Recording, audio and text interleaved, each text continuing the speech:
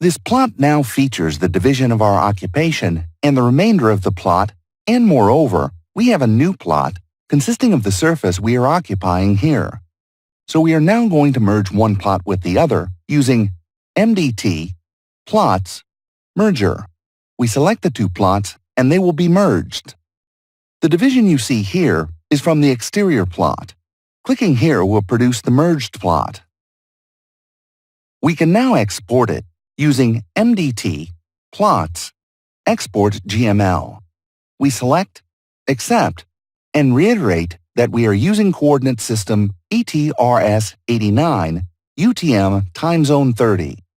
We can check by going to a new sketch and executing MDT, Plots, Import GML. The next step is also to merge the surface we have occupied with the total area of our quarry, whereby we once again execute MDT, Plots, Merge. Select this contour and this one, thereby merging both plots. As in the previous case, we create a presentation of our plans using the MDT, Plots, Delimit plot command. Accept, and in this case, specify all. As you can see, the representation is here, which we can also check through the MDT, Plots, List command. This concludes our summary of the MDT plot tools.